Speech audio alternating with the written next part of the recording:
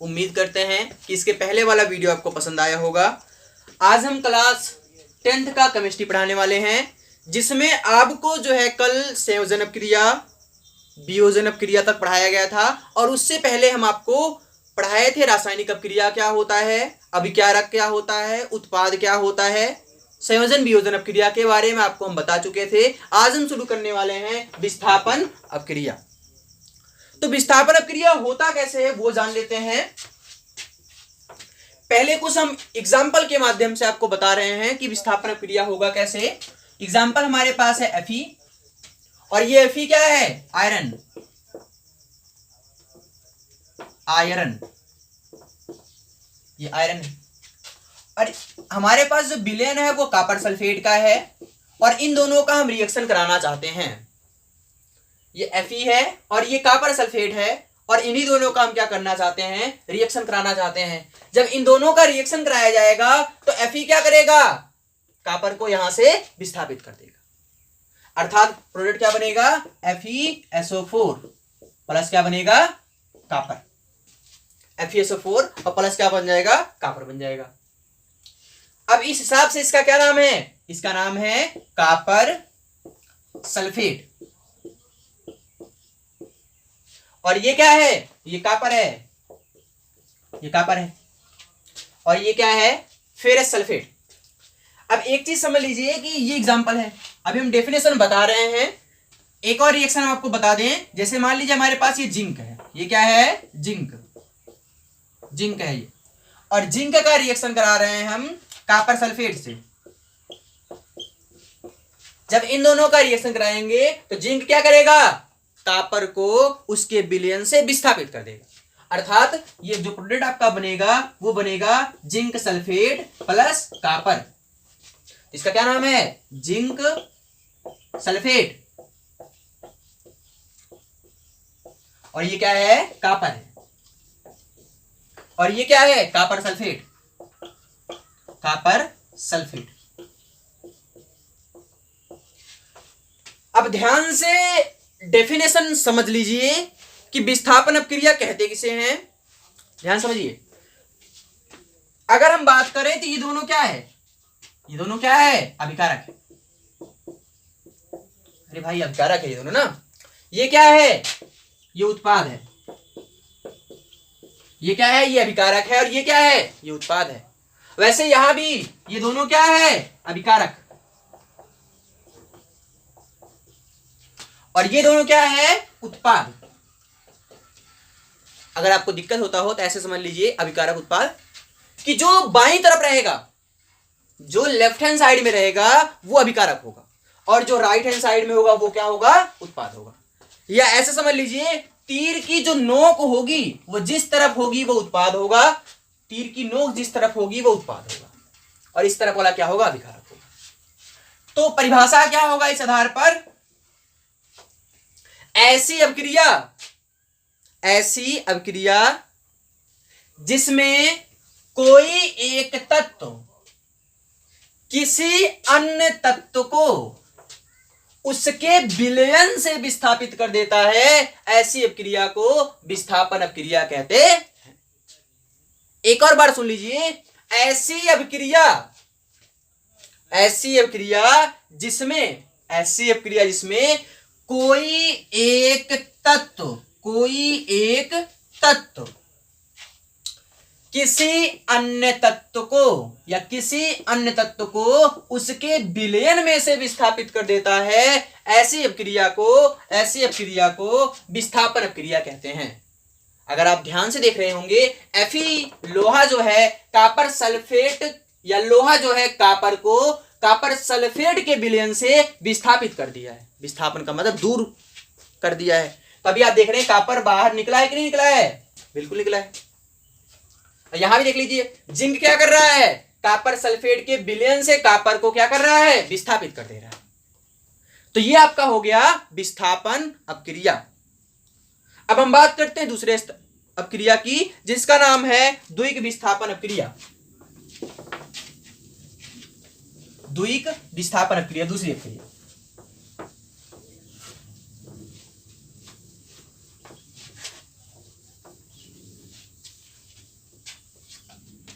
अगली अपक्रिया है द्विक विस्थापन अपक्रिया।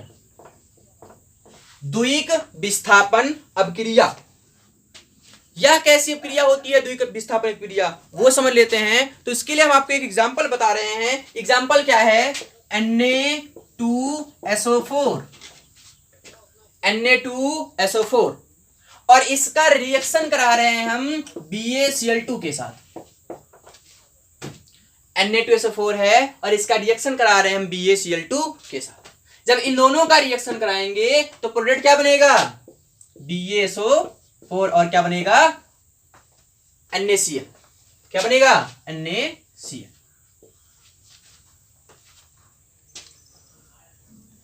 ये Na2SO4 है और ये क्या है? BaCl2 है।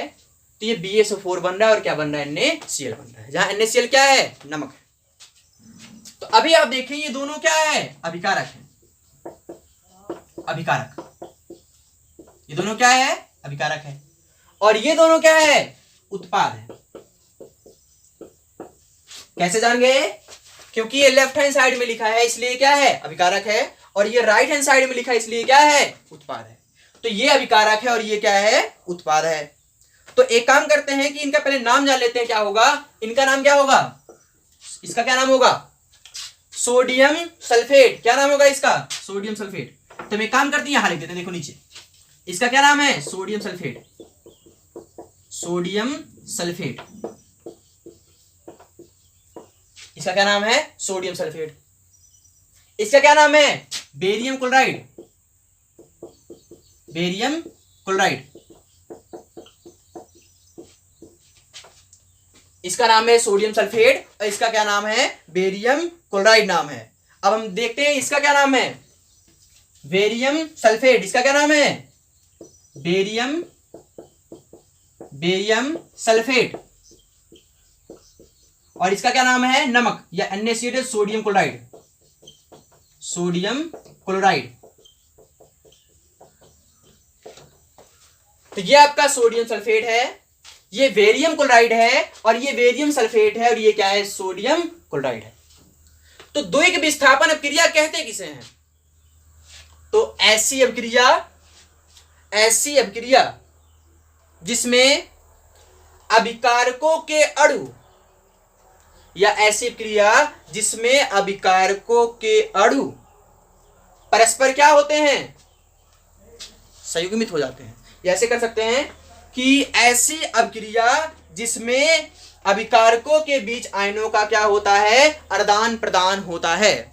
हम डेफिनेशन लिख भी दे रहे हैं, देखो। ऐसी अपक्रिया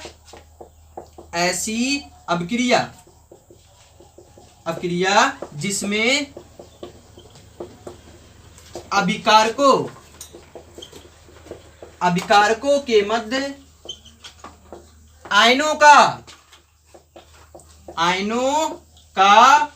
आदान प्रदान होता है, या आदान प्रदान होता है, द्विक विस्थापन अपक्रिया कहलाता है। विस्थापन अपक्रिया कहलाता है। ध्यान से देखो, ऐसी अपक्रिया जिसमें अभिकारकों के मध्य आयनों का आदान प्रदान होता है, ऐसी अपक्रिया को हम क्या कहते हैं? द्विक विस्थापन अपक्रिया कहते हैं। अच्छा, अगर आप ये सोच रहे होंगे इसमें आयनों का आदान प्रदान हुआ कहां है, तो ध्यान से समझो। अभी आप देख रहे हैं सोडियम यहां है, तो सोडियम क्या किया है? क्लोरीन के साथ संयुक्त हो गया है, या क्लोरीन के साथ आयनों का आदान प्रदान किया है। उसी प्रकार से बेरियम जो है वो सल्फेट के साथ संयुक्त हुआ। देख लीजिए, बेरियम सल्फेट बना है और सोडियम क्लोराइड बना है। तो अब इसके बाद वाला रिएक्शन देखते हैं कि वो क्या है।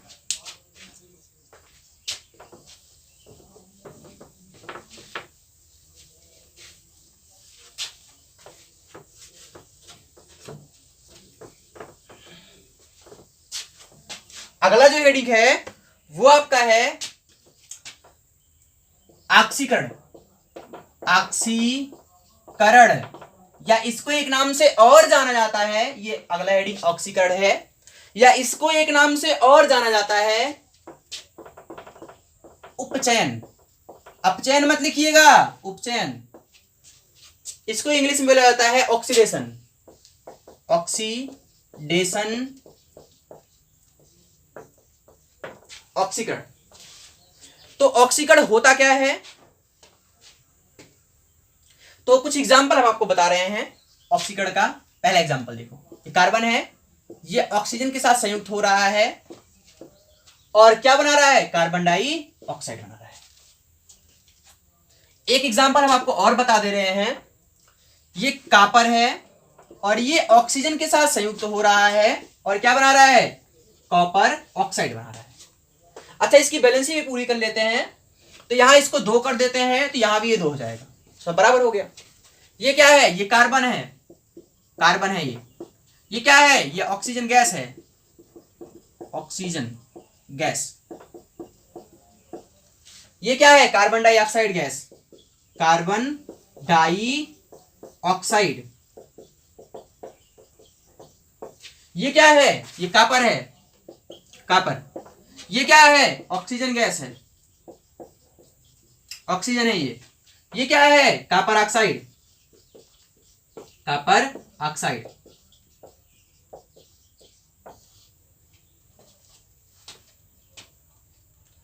तो इस हिसाब से देखो ध्यान से, ये कार्बन है, ये ऑक्सीजन गैस है और ये दोनों संयुक्त हो रहे हैं और क्या बना रहे हैं, कार्बन डाइऑक्साइड बना रहे हैं।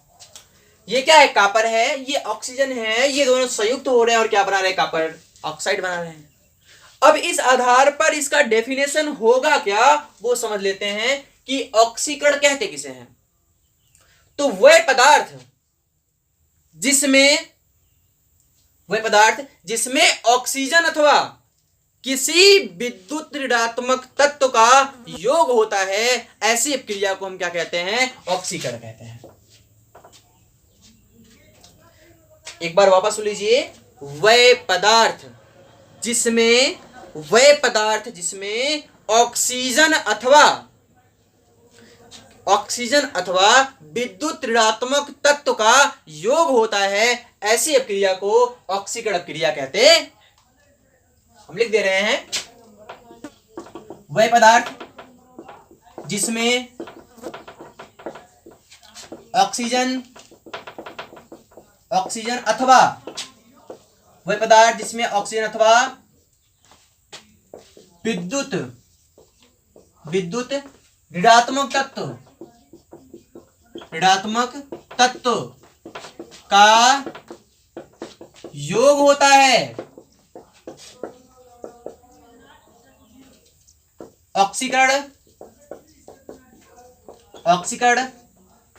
का योग होता है, ऑक्सीकरण कहलाता है। एक बार वापस सुन लीजिए, वह पदार्थ जिसमें ऑक्सीजन अथवा विद्युत ऋणात्मक तत्व का योग होता है, ऑक्सीकरण कहलाता है। देख लीजिए, ऑक्सीजन ये है, ऑक्सीजन का योग हो रहा है, इसमें भी ऑक्सीजन का योग हो रहा है और ये दोनों क्या है, विद्युत ऋणात्मक तत्व है। तो उम्मीद करते हैं ये वीडियो आपको पसंद आया होगा। आगे कल